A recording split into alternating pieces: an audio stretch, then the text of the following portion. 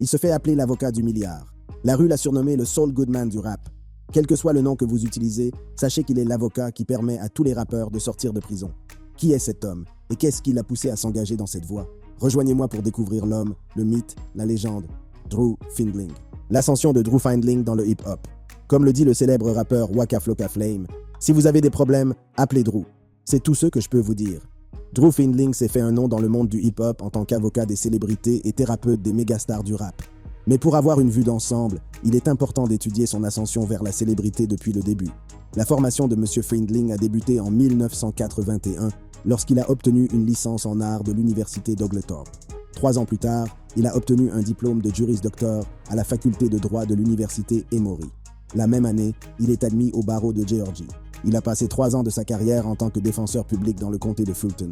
M. Findling a été propulsé sous les feux de la rampe lorsqu'il a été l'avocat principal d'une femme qui avait décapité son fils de 6 ans. Dans cette affaire, il a développé avec succès la défense du syndrome de la femme battue.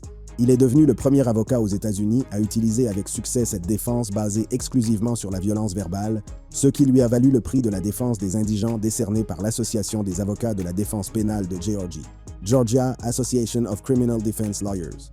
En 2013, M. Findling s'est à nouveau retrouvé sur la sellette dans l'affaire de corruption très médiatisée du shérif du comté de Clayton, Victor Hill. L'avocat a obtenu l'acquittement de tous les chefs d'accusation pour son client, ce qui lui a valu le prix des droits civils et humains de la NAACP et une mention élogieuse du Legislative Black Caucus de Géorgie.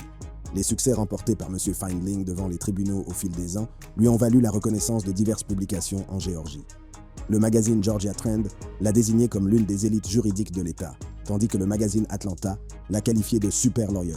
Cependant, il est maintenant devenu un héros national pour avoir défendu des célébrités de l'industrie du rap. Le Hollywood Reporter l'a reconnu comme un power lawyer et le magazine Billboard l'a reconnu comme l'un des power players de l'industrie du R&B et du hip-hop. L'avocat affirme qu'il reçoit des appels téléphoniques de tout le pays. Je reçois des appels téléphoniques de la côte ouest à la côte est, de la frontière canadienne à la frontière mexicaine. Si un artiste hip-hop a des problèmes, on m'appelle. Sa notoriété dans l'industrie du divertissement a commencé avec sa défense du rappeur Radrick Delantic Davis, alias Gucci Mane.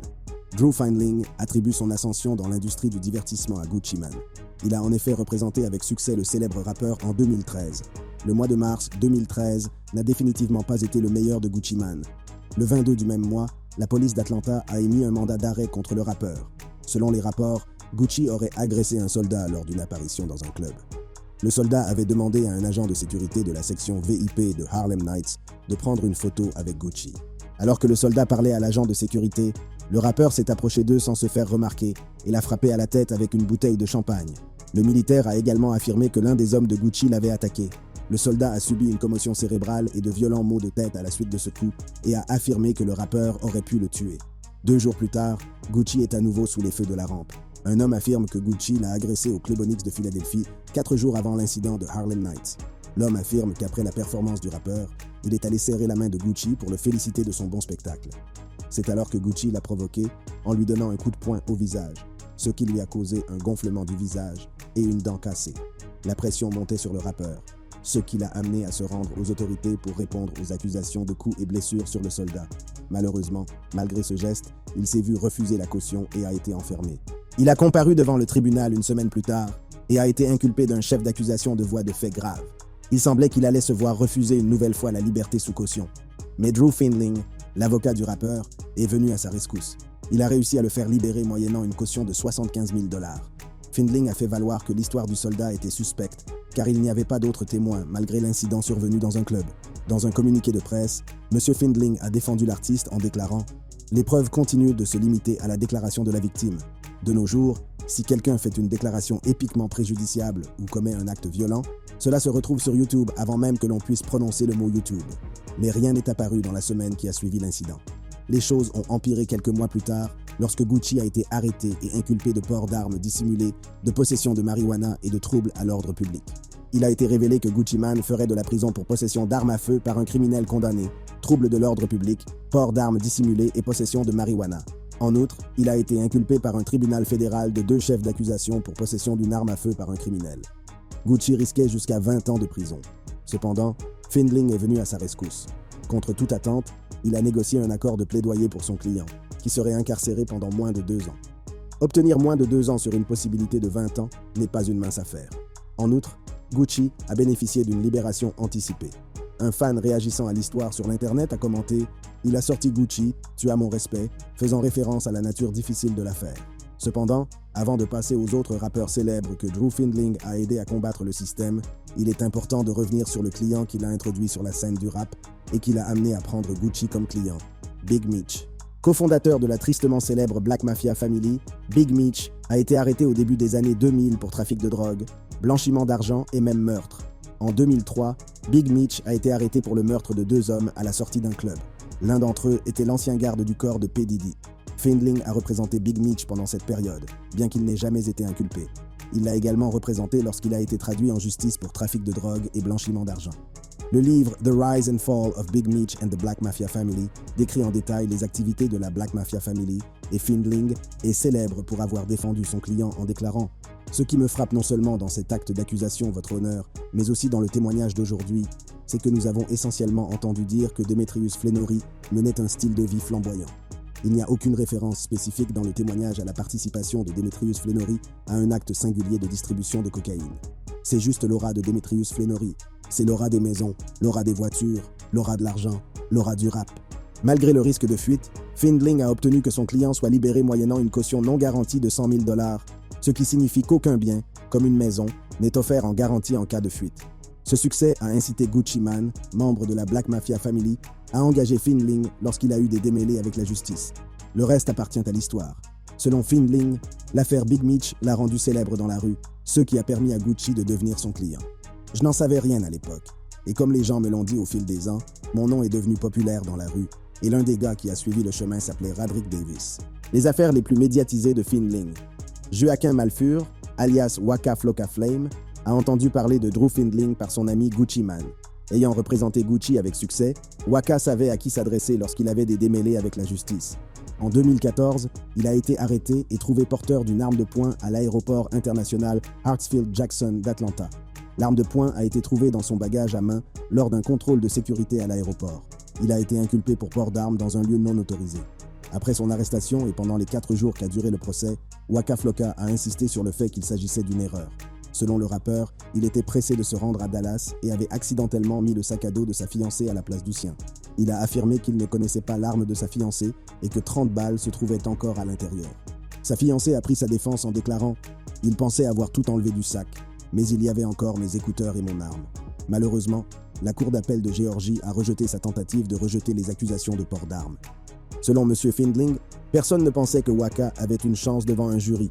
Cependant, l'avocat prolifique a produit des preuves cruciales qui ont fait basculer l'affaire en faveur de son client. Une photo de TMZ datant d'avant l'incident montrait le couple se promenant avec des sacs à dos identiques. Cela a confirmé l'histoire de Waka et prouvé qu'il ne s'agissait que d'un malentendu. Il a fallu moins d'une demi-heure à un jury du comté de Clayton pour acquitter Waka de tous les chefs d'accusation à l'issue d'un procès de 4 jours. M. Findling s'est dit extrêmement satisfait de la décision du jury. Il a rappelé que la défense avait soutenu depuis le début que l'incident était une erreur et que Waka avait accidentellement emporté le sac de sa fiancée à l'aéroport sans savoir que l'arme s'y trouvait. Bien que Waka n'ait pas été pris en flagrant délit depuis cette affaire, il a gardé une relation étroite avec Findling. Lors d'une récente interview, on a demandé au rappeur qui était Drew Findling. Il a répondu « Drew Findling est le type que je voulais pour avocat. Mais nous nous sommes entendus. Ce type sait comment parler aux gens. » La star du rap a fait l'éloge du Drewster, s'émerveillant de la capacité de l'avocat à communiquer avec les gens. Il a même plaisanté sur le fait que Findling devrait créer un camp de vacances pour les avocats de la défense afin d'enseigner ses méthodes, le qualifiant de thérapeute. Représenter des clients devant les tribunaux exige des avocats qu'ils restent objectifs et qu'ils évitent de s'attacher émotionnellement à eux. Cependant, certaines affaires ont un impact tel qu'elles changent le point de vue des avocats sur la vie. Pour Drew Findling, représenter le trio de rappeurs Migos a changé sa vie et sa vision du racisme. Selon l'avocat, c'était l'un des tournants pour lui à bien des égards.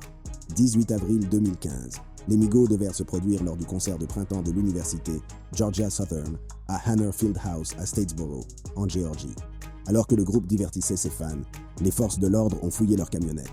Selon la police de l'université, la police de Statesboro et le bureau du shérif du comté de Bullock, qui étaient présents au concert pour assurer la sécurité, une forte odeur d'herbe a été détectée dans la camionnette du groupe.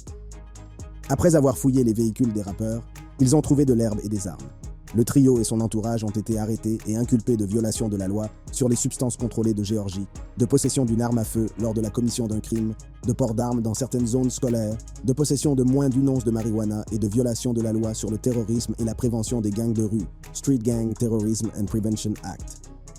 Alors que l'affaire paraissait entendue, Findling l'a envisagée différemment.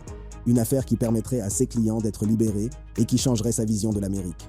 Findling et l'assistant du procureur sont d'accord sur certains faits entourant l'affaire. Le groupe de rap s'est produit lors d'un concert à la Georgia Southern University. Pendant le concert, la police a fouillé 2 véhicules dans lesquels se trouvaient les Migos et leur entourage. Les autorités ont trouvé moins d'une once d'herbe, une bouteille de lean, une préparation de rue contenant de la codéine et plusieurs armes à feu. En revanche, les 2 hommes ne sont pas d'accord sur le reste. Selon M. Findling, la fouille des véhicules des Migos par les autorités n'était pas due à la détection d'une forte odeur d'herbe. Dans une interview, M. Findling a révélé que les autorités ont admis devant le tribunal qu'elles étaient déjà prêtes à fouiller les véhicules du groupe bien avant qu'ils n'arrivent pour se produire. Il a également révélé que les policiers avaient vu en ligne le style de vie du groupe, qui les décrivait comme des gangsters, et qu'ils s'étaient forgé une opinion préconçue à leur sujet. Par conséquent, les autorités étaient prêtes à faire tout ce qui était en leur pouvoir pour les faire tomber. Selon M. Findling, ses clients étaient injustement ciblés par les forces de l'ordre. Cela lui a ouvert les yeux sur un problème répandu dans le système de justice pénale et sur la façon dont il traite les Noirs. Il a indiqué que Migos avait constitué une équipe d'une 15aine d'avocats au cours de l'affaire. Ils étaient également soutenus par des maisons de disques. En bref, les Migos, en tant que mégastars, disposaient d'un soutien financier suffisant pour les aider à défendre leur cause. Mais qu'en est-il d'un citoyen ordinaire? Qu'en est-il de quelqu'un qui vit au jour le jour? Puisque les flics ciblaient activement des personnes spécifiques, faut-il s'étonner que les Noirs constituaient la majorité des détenus dans les prisons américaines, bien qu'ils soient minoritaires dans le pays? Pour lui, s'il pouvait faire cela à Migos, il pouvait le faire à n'importe quel Afro-Américain pauvre dans n'importe quelle petite ville d'Amérique.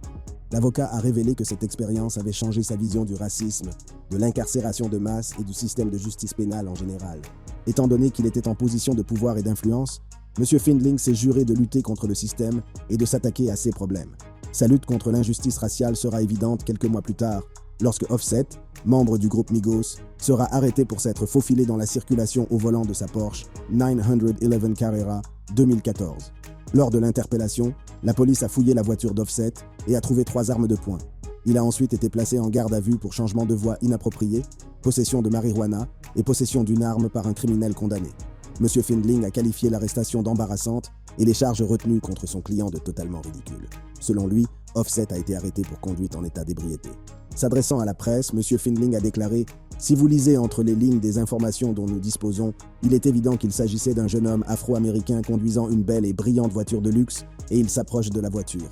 En fait, il est courant pour lui, comme pour d'autres personnes de son genre, de porter un sac de corps avec de l'argent liquide sur lui. Tout cela était parfaitement visible. » Findling a développé une relation étroite avec ses clients grâce à son bon travail et à son bon cœur. Offset n'a que des mots gentils pour son avocat. Dans une interview, il a exprimé son admiration pour Findling, qui n'a pas essayé de profiter de lui comme tout le monde dans l'industrie. « C'est le plus grand avocat du jeu, mec. Je suis un jeune noir qui a réalisé ses rêves. Beaucoup de gens que je croise essaient de m'utiliser pour ceux que je ne sais pas. Mais M. Findling, lui, n'a jamais fait ça, depuis le premier jour. » Offset a également déclaré que son avocat a eu un impact significatif sur sa vie et que ses conseils ont façonné l'orientation de sa vie. Il essaie toujours de m'empêcher de faire des choses stupides, pas même des choses criminelles, mais simplement dans la vie. J'ai vraiment l'impression de pouvoir lui faire confiance. Le rappeur DaBaby a également partagé les mêmes sentiments à l'égard de Findling, le décrivant même comme un mentor. C'est un putain d'homme. Tu vois ce que je veux dire? Il me garde ici, tu sais, sain et sauf. En parlant de son séjour en prison, Offset a révélé que Findling conduisait de longues heures pour s'assurer qu'il allait bien. C'était la pire période de ma vie, lorsque je risquais la prison. Mais M. Findling faisait 4 heures de route pour s'assurer que je n'étais pas en train de trébucher, juste pour me parler. Cela signifie beaucoup lorsque vous avez quelqu'un qui se soucie vraiment de vous. Sa conduite et sa réputation lui ont permis de gagner de nouveaux clients. Une nouvelle génération d'artistes hip-hop, dont Ludfo et Lil Baby, fait désormais la queue pour devenir ses clients. Je reçois des appels téléphoniques, littéralement, de toute l'Amérique en ce moment même. Cela lui a permis de travailler gratuitement pour les moins fortunés. Il a révélé qu'il économise le travail bénévole pour les pauvres et les bonnes causes. Selon lui, se promouvoir aux dépens de quelqu'un de célèbre n'est pas une bonne idée commerciale. Bien que Findling soit manifestement un citoyen honnête, a-t-il des squelettes dans son placard? Controverse. Bien qu'il ait aidé de nombreux rappeurs à lutter contre des accusations criminelles au fil des ans, Drew Findling s'est récemment retrouvé au milieu de figures controversées.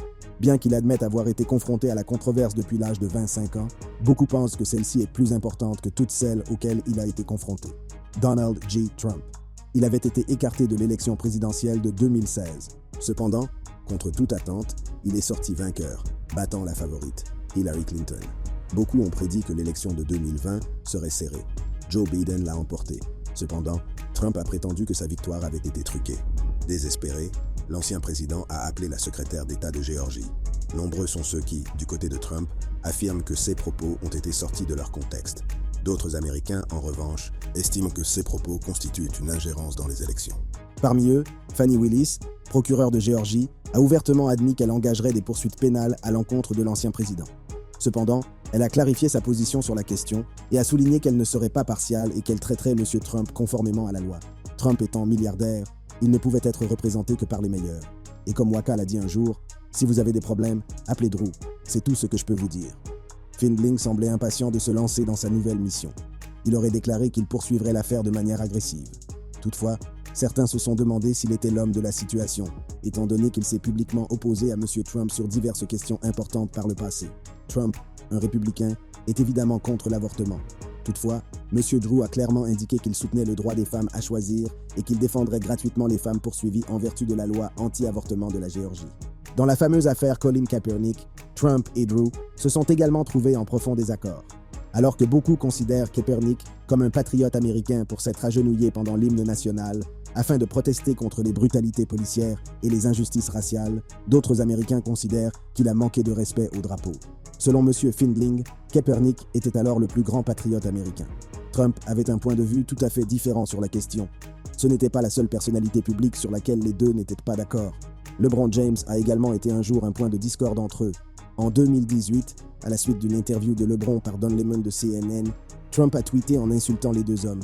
LeBron James vient d'être interviewé par l'homme le plus stupide de la télévision, Don Lemon. Il a ajouté « Il a fait passer LeBron pour quelqu'un d'intelligent, ce qui n'est pas facile à faire. J'aime bien Mike. » Le lendemain, M. Findling s'en est pris au président, l'accusant d'être raciste. L'architecte raciste de la frauduleuse université Trump, critiquant LeBron, le fondateur d'une école gratuite pour les enfants. Potus pathétique une fois de plus. L'avocat pénaliste a critiqué le licenciement par Trump du procureur américain Preet Bharara en 2017, le qualifiant de signe de crainte qu'il n'enquête de manière agressive sur les odeurs nauséabondes qui planent sur le président. M. Findling a même fait la promotion d'un article d'opinion critiquant M. Trump sur son compte Twitter. La question évidente qui se pose ici est la suivante. M. Trump a-t-il déjà vu les tweets de M. Findling? S'adressant à la presse, la co-avocate de M. Findling, Jennifer Little, a déclaré « Un groupe politiquement diversifié d'avocats aux perspectives différentes a été trié sur le volet au nom du président pour le représenter dans cette affaire. En tant qu'équipe, nous sommes impatients de défendre vigoureusement notre client et la Constitution. » Lorsqu'on lui a posé cette question lors d'une interview avec Vice, Findling a répondu « Je ne doute pas que grâce à mes amis des médias, tout le monde a vu mes tweets. Et de 1 à 10, je m'en fiche. 0. J'ai une vie personnelle et une vie professionnelle. » Dans la même interview, on a demandé à M. Findling pourquoi il avait accepté de travailler avec l'ancien président, compte tenu de leurs divergences d'opinion et du fait qu'il représente des artistes de rap. L'avocat milliardaire a répondu « Nous ne choisissons pas nos clients en fonction de leur race. Nous ne choisissons pas nos clients en fonction de leur ethnie. Nous ne choisissons pas nos clients en fonction de leur orientation sexuelle, de leur sexe. Et, de la même manière, nous ne choisissons ni n'excluons nos clients en fonction de leurs convictions politiques, de ce qu'ils ont dit dans le passé ou des fonctions qu'ils ont occupées. C'est ce que j'ai prêché et c'est ce que j'ai vécu. Je ne dis donc pas « Oh, vous savez, vous êtes une star du rap. Je ne vous représente pas. Vous êtes un républicain. Je ne vous représente pas. Vous êtes l'ancien président. Je ne vous représente pas. Je ne fais pas ça. » Bien qu'il ne soit pas le plus grand partisan de Trump, M. Findling s'est exprimé publiquement sur l'affaire criminelle de l'ancien président en Géorgie, soulignant que son client est innocent. Selon l'avocat, les procureurs ont tendance à utiliser des extraits sonores pour tenter de mettre des personnes telles que les rappeurs derrière les barreaux. Il a noté que c'était le cas dans le scénario de Trump. Ils retirent quelque chose qui dure quelques secondes et disent « Ah ah, c'est la preuve d'un acte répréhensible. » De la même manière, personne ne parle jamais des 62 minutes complètes. Personne ne parle jamais des circonstances entourant ces 62 minutes. Tout le monde se contente de regarder quelque chose qui dure littéralement 5, 6 ou 7 secondes et de dire « Waouh, c'est ça, allons-y et faisons un procès sur la base de cela. » C'est vraiment ridicule et quelles que soient les opinions politiques des gens, ceux d'entre nous qui font ce métier savent qu'il faut tenir compte de l'ensemble du contexte. Et donc, Tout comme lorsque ces procureurs n'examinent pas le contexte complet de la musique, en examinant cet appel téléphonique, personne n'examine vraiment le contexte complet. C'est en examinant le contexte complet que nous nous rendons compte qu'il n'y a pas d'affaire criminelle, et c'est l'une des raisons pour lesquelles nous nous sommes lancés dans cette affaire. L'Internet semble divisé lorsqu'il s'agit de Drew Findling. Un internaute a commenté en le traitant de vendu pour avoir soutenu Trump. Et maintenant, vous représentez Trump en train de se vendre à un malade tyrannique. Un autre utilisateur a été déconcerté par ses actions et a commenté « Je n'ai jamais entendu parler de cet homme, mais il est intéressant. J'aimerais en savoir plus sur lui. Je trouve déconcertant qu'il puisse travailler pour quelqu'un d'aussi opposé à ses propres convictions.